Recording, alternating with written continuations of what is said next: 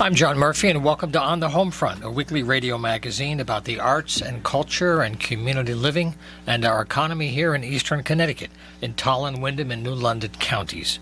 I'm here with you live with my co-producer Matt Rupar on WILI AM 1400 and 95.3 Digital FM on Wednesdays at 5:35. And I have two segments for today. Later in the show, we're going to have a conversation with Bev York from the America Museum about some of their August events. They're getting very busy.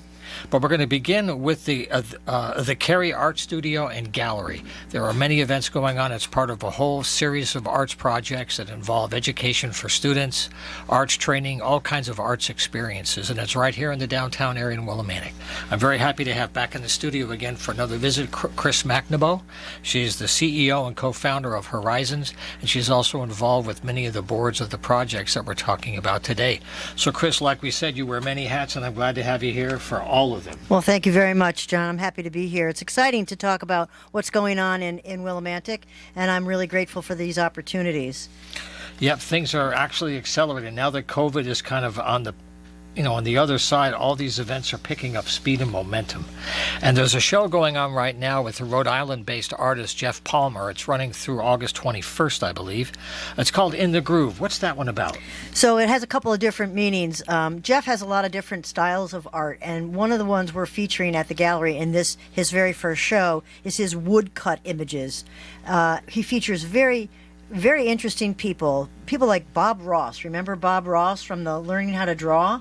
Oh, my goodness, yeah, yes. Pee Wee Herman, Kurt Cobain, everybody from soup to nuts is featured in his woodcuts. So when you cut that type of design into the material that you make a woodcut from, there's a groove that is formed. So it's also referencing his technique as well as the type of people he's focused on.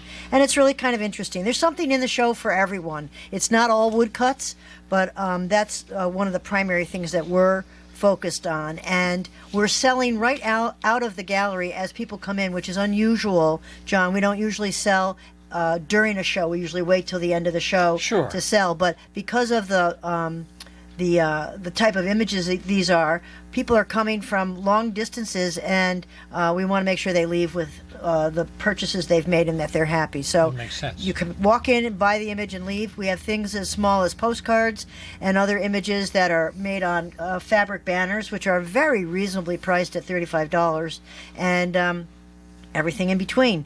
So come on in. The gallery is open Wednesdays, Thursdays, and Fridays from 10 to 2. And on third Thursday, we're open until 9. That's great.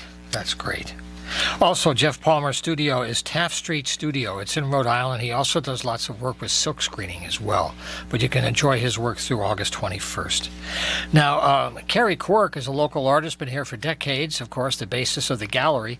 But she had a chance to have a little story on TV about that. Can you talk about Where Art Thou? She did, and it was a great show. Ray Hardman has been producing this series now for a year, and he's featured a variety of Connecticut artists, and he chose Carrie in his last segment, which was very exciting for us. Carrie is an American artist and is often grouped in with outsider artists because of the unconventional way that she paints, and that she was not formally trained as an artist, and she's put her own spin on everything that she does. So Ray and his crew came in and filmed her actually painting a painting that's featured now in the Provincetown Art Museum for their members show. It was fun. It was a lot of fun. Carrie was excited to do it as she gets, very tolerant of the filming of that episode. And Tom, I thought, did a nice job in describing Carrie's process and some of the works that she's done. A striking, visually just eye-popping image of colors, interesting contrasts. Mm-hmm. Yes, and you'll never see anything like Carrie's work anywhere else. So if you buy a Carrie original, you've got an original that you won't see anywhere else. Whether it's a sailboat, a cat, or a home, or a flower, it'll always be as unique as Carrie is herself, and that's really one of the really fascinating things about how she operates. Yeah, truly outside the box. Very much so. In the best way. In Yes. the best way. Yeah. Now, tied into the gallery is a series of programs. One of them has been going on now. It's kind of taking our downtown area and turning it into public art everywhere you go. And there's a map that can show you where these things are happening. It's called Willimantic Public Art. I've had folks on the show before. You've been very busy this summer, I understand. We have. This spring and summer, we were very busy. As the weather gets good, of course, public art is easier to do than when it's Sure. snowy and cold outside. Sure. So we've been working behind the scenes and making more artwork.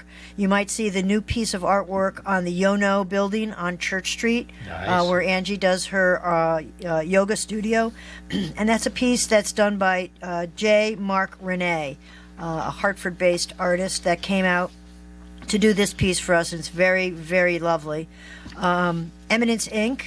artists, Fame Montalvo and Mills Marley, and their crew completed a really wonderful traffic box right up at the corner of Bridge Street and Oh, it's Main. fantastic. Very bright and colorful, soulful, and they've got these watchful eyes as yeah. as you enter our downtown neighborhood.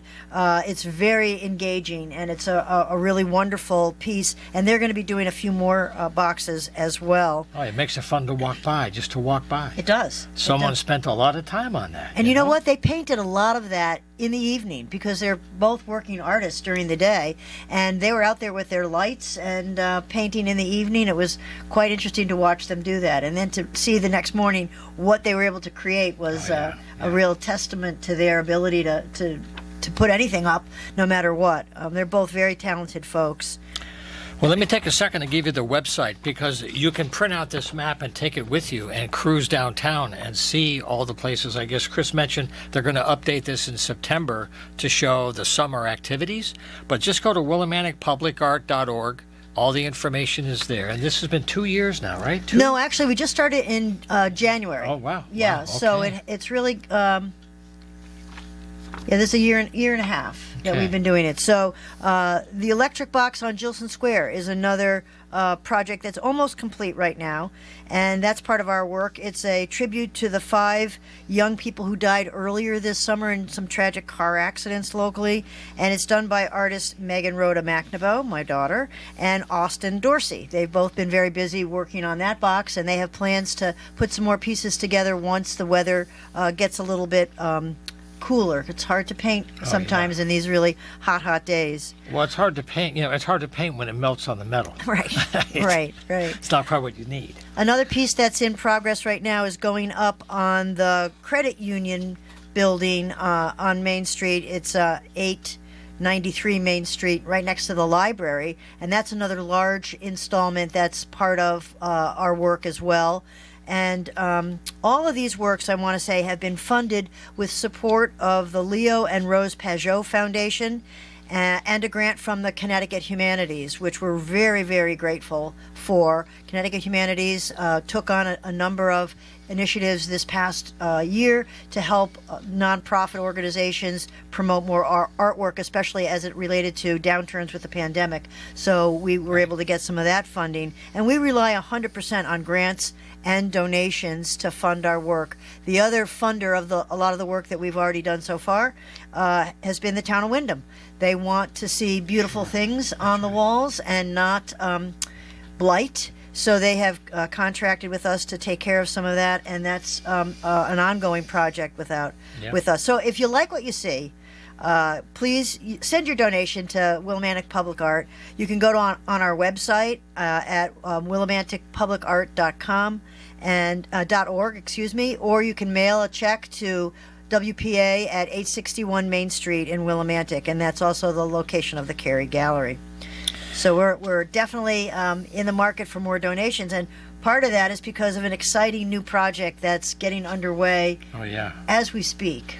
And the timing with everything else happening downtown couldn't be better. Right.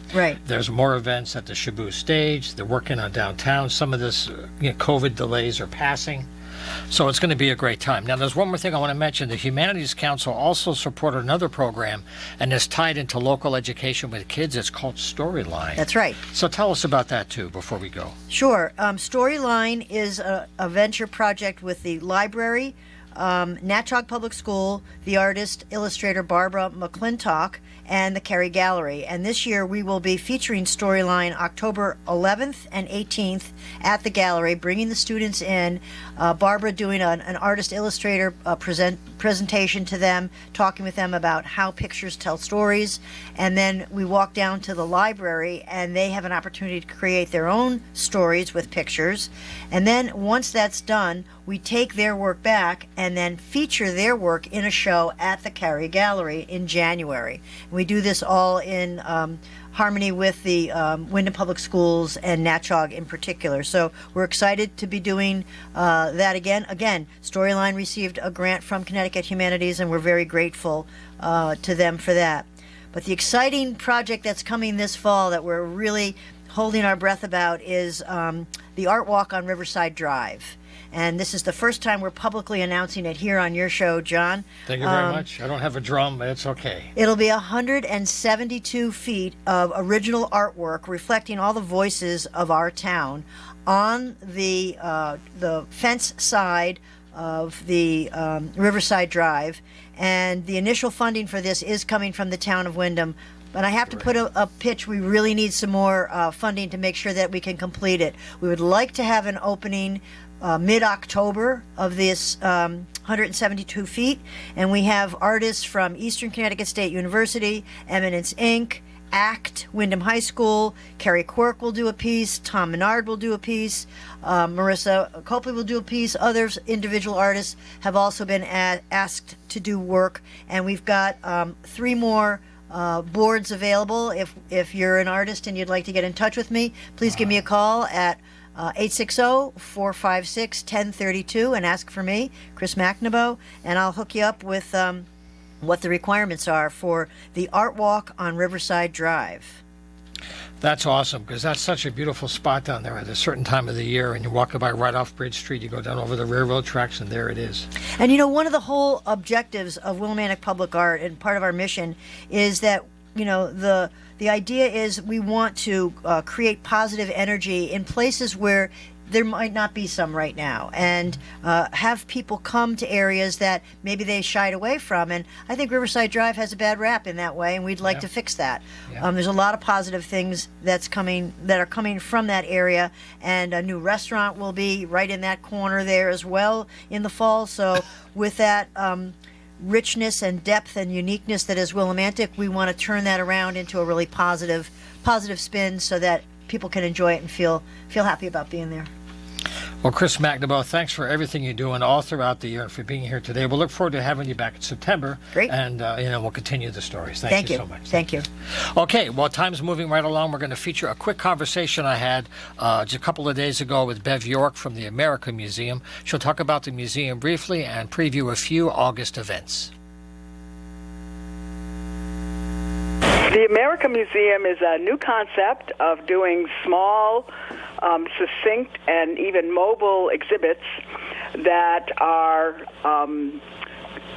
evoke discussion regarding issues that are current with relevancy of what's happening in our country today. The America Museum will have several exhibit areas inside the Eastern Connecticut Veterans Community Center, which has a new home. It's going to be 47 Crescent Street, the former senior center, and before that, the Oak School. So it's going to be located there. And but not all the exhibits are related to the military. They're related to our American freedom, and often tie in local history, because we have a lot of great history right in this area of people who made contributions to our freedom. Well, you know, the more I learned about it myself, the more I realized, like Samuel Huntington, there were some people that were major players in the formative days of the nation. Absolutely. Absolutely right. So you hope to be able to have your official opening September 1st. Again, they're on 47 Crescent Street, right in Willimantic. And the phone number to call is 423-1878. So, Bev, congratulations on finding a new home to do this wonderful work that you do. How can people enjoy history in the next few weeks? Okay, so the America Museum is going to have a presence at the Third Thursday Street Fest, and they're going to be doing an exhibit on the USS Alligator. This is a real ship. It's 200 years ago, and it was running up and down along the coast of Florida catching illegal slave ships who were smuggling slaves, and also pirates. So we're going to have an exhibit. We're going to make a ship. We're going to encourage people. We're also going to have a pirate contest, a pirate costume contest. People can dress up like a pirate. So that's going to be at Third Thursday. And going along with that, actually, the story, the real history of the USS Alligator and the Commodore Stockton, who was the captain of the ship, I will be doing at my monthly Liberty. So Liberty is a monthly program that I'm doing with the America Museum. And again, it's a program about someone who has made a contribution to our freedom. And that one will be at August 21st, and it's going to be in the Jilson House, just to be sure I have a place that's ready.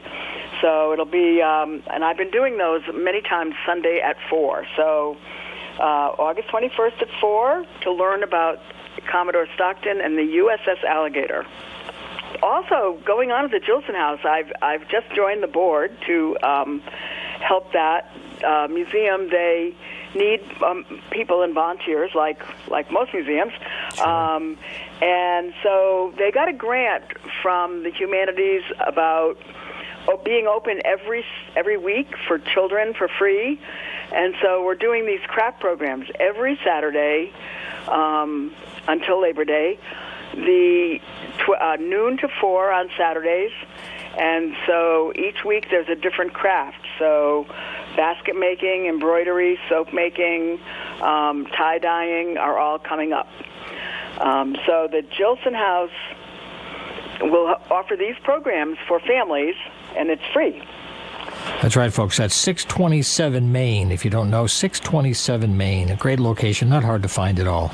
Right. It's that beautiful, distinctive stone building, kind of at the foot of the Frog Bridge. So, and it will be open every Saturday. Another thing that Jilson House is doing that I'm working on is we're going to have Teddy Roosevelt Day. So Teddy Roosevelt came to Willimantic on August 23rd in 1902. There's a series of photographs. We have his speech. It's quite short.